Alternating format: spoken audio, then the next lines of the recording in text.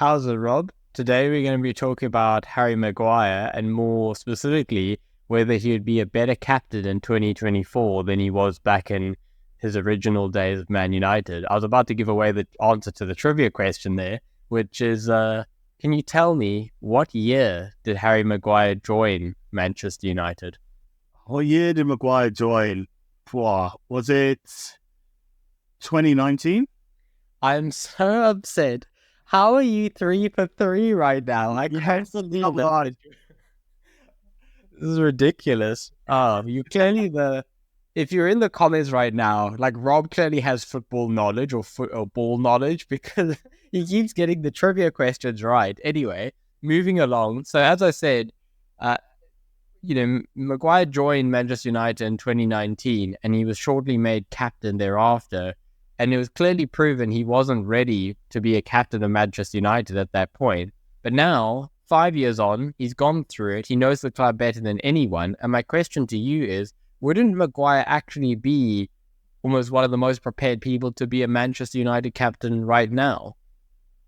I tend to agree with you. I'm not sure if you set this up in the hopes that I would disagree with all you're trying to say there, but I do think, and to be fair, even when he was like quote unquote not a good captain, I still thought he was the best guy for the job because there's a weird thing that happens in football, and it happens in a lot of sports, don't get me wrong, but there's a weird thing in football specifically, and I think it's because the captain doesn't really have like an on-field role, in terms of like with cricket, it's the captain is the one who controls the bowling changes on the field. In rugby, the captain is the one who talks to the referee the most and he makes the decisions around penalties and all that. But in football, beyond speaking to the referee, there's no clear-cut kind of role for a captain beyond basic leadership. And I think that's very difficult to see on field compared to behind the scenes. But every time I've seen Harry Maguire, whether it's England or Man United or Leicester, he's always done a very good job of leading the line. And you can see he commands respect from whether it's his keeper or his midfielders or his fellow defenders. He always commands respect on the field. And if you're commanding respect on the field, that has to be tenfold behind the scenes because you're not going to respect a bloke on the field you don't respect off the field. Humans aren't wired like that. So I think Harry Maguire has always shown great leadership qualities. And now, specifically, I think with the extra experience he has in that Man United dressing room, dealing with the pressures, the positives and the negatives of being in a Man United dressing room, I think he's definitely the most qualified person to be captain at the moment. Yeah, so something that occurred to me was what you were kind of talking about, how players struggle with the pressures at Manchester United.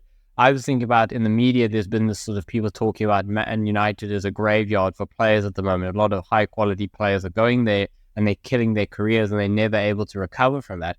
Maguire is almost the exception to that, in my opinion. He's come to Manchester United with that huge reputation. He's been an overhyped Englishman, which is a lot of those going around. He's come there, he's had a bad time of it and the media's got on him, and he's actually managed to come full circle, in my opinion, on that. He should be one of the starting centre-backs for that club. He's, someone they can rely upon, one of the first names on the team sheet. And having that experience where Manchester United are right now is probably, like, no one else has that experience. That's invaluable because there's plenty of other players in that dressing room or new players who will come through the door in the next few seasons who will go through that, where they are struggling for form or the media's on their back. And who better than Harry Maguire to speak to them and put the arm around the shoulder to explain to them, like, you can get through this, keep working, keep your head down, don't make a noise in the media, don't, give up on things and just leave. And to me, that, as you were saying, if in football the captain doesn't do any other jobs, that's almost the most important part, is leading the line. And the second point about that is, if I compare that to the current captain in Bruno Fernandes, I almost think he has the opposite effect, where it's, Bruno Fernandes, for me, as a captain, we're talking now, clearly a very talented player, but as a captain, he's all about, I would say, blaming other people, blaming the ref, blaming the conditions, blaming other, and not taking responsibility for things, which is almost not what you want as a Manchester United captain. Yeah, I do agree. I always thought Fernandes wasn't the right choice as a captain. I don't think he displays that great leadership qualities. And the big thing for me is that you want a losing captain at the end of the day. And I'm going to explain what I mean by that. What I mean by a losing captain is you need a guy who's going to be better on the losing side of the game than the winning side of the game, because Fernandes is fantastic. When you're winning, when you're on top, he is the best player. Every time Man United play well, he's the best player on that field. And when you have front foot momentum, he is fantastic. But the one thing he's really bad at is he cannot take a team who's performed badly in the first half and bring them around to perform well in the second half. And that's where I think a losing captain is what you need in a player who can understand that you're not going to win every game for 90 minutes. You only need to win the game at the 90 minutes. It's that simple. That's all that matters in football. Who's winning when the final whistle blows? And if you can be a captain who can rally a team who's 2-0 down in the 75th minute, that's way, way more important than a captain who can drive a team forward when they're 1-0 up, in all honesty. So I think Bruno Fernandes is a fantastic player, but he doesn't show the leadership qualities when the game is against him. And I weirdly think that's what makes him almost the perfect captain for Erik Ten Hag. Because Ten Hag, I mean, just this week, Ten Hag said that he basically outright denies that the Spurs game happened because the red card was overturned. And I'm like, you weren't winning that game before he was red carded. So you had a bad game with or without your captain. So I'm sorry, you can't be sitting there going, oh, the referee did us. No, you did yourself. And the referee made a mistake that compounded the problems. But you can't then just go, well, that game's null and void now. And I feel like Fernandes is a similar ilk where it's like, well, it's not me, it's the other guys. It's not me, it's the referee. And you just can't be doing that as a captain or a manager. Yeah, quickly on that, I think you make a great point there around in life, not even just football. We are talking football here, though, so I'll give you the football version. Sometimes stuff does go against you. That is how life works. That is how football works. You can get a run of games where refereeing, or a season where refereeing decisions go against you, or for some reason you're just not getting, the right side of the coin, so to speak, in decisions and things that happen on field. You hit the post 10 times and you get 0 goals out of that, or you're just offside by a fraction. And as you were saying, being a losing captain is about how do you motivate people and get them invested in the process and keep driving forward rather than giving up with downing tools. Another player I wanted to talk about, because to me the very similar story as the Harry Maguire one, is Granit Xhaka from when he was at Arsenal. So he got made captain under Unai Emery, and obviously I don't need to remind anyone how that fell apart at Crystal Palace with him throwing the shirt on the floor, etc. And clearly he wasn't ready to be captain at that point, and it wasn't a good fit. But a couple of years later, particularly in his last season, he was a far bigger, better, more impactful captain for Arsenal than Odegaard was, in terms of when the team used to do the huddles and whatever. It was Granit Xhaka who was leading that and talking to the team and motivating them. It almost felt like he was the captain of the team. They just couldn't give him the actual armband because of what had happened in the past. Yeah, well, I think just changing clubs, with Newcastle have a similar thing. They've got their captain in Jamal Lascelles, but you can tell that the players respect him. They love him off the field. He's been down in the Championship. He's been with them when they went to Champions League. He's done everything with Newcastle, but he doesn't play very often. And then what you end up with a kind of team of captains in the Newcastle situation, where you've got Dan Burn as a big voice, Kieran Trippier is a massive voice and a huge leader. And those are and then you've got Jamal Lascelles in the background. Even Fabian Schär is another bloke.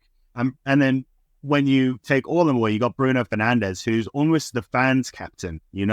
He's the one who's pumping the fans up every chance he gets. He makes a tackle, throws his arms up to the crowd, try and G them up.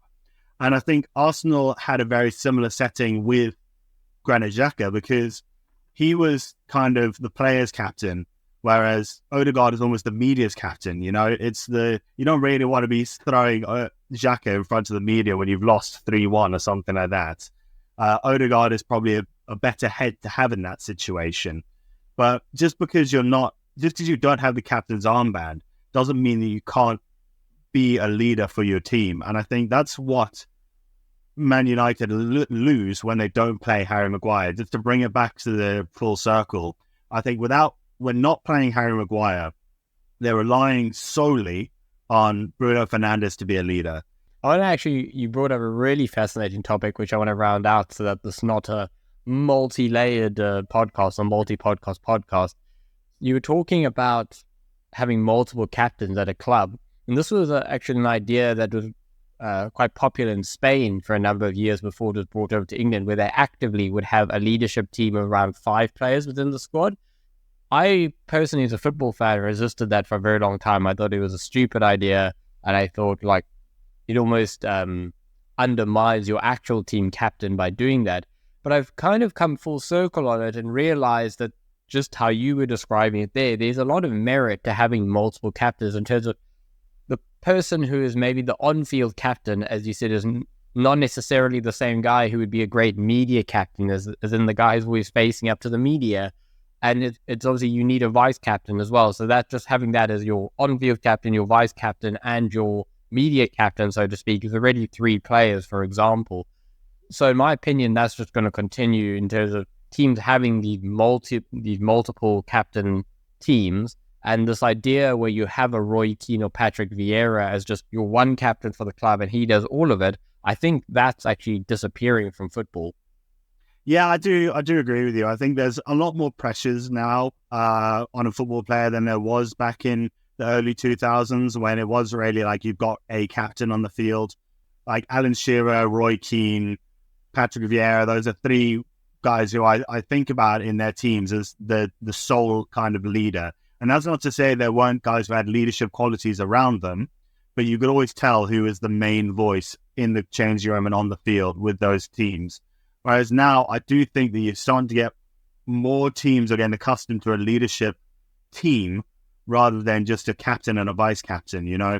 So you've got your guy who, he's your captain, but then you will have almost positional captains, you know, the guy who's in charge. Because if your striker is your captain, you need someone to be in charge of the defense. It's that simple. If you got Harry Kane as your captain, you probably need a defensive captain in a Dan Burn or a Kieran Trippier, one of those players who can kind of hold the line and hold players to account.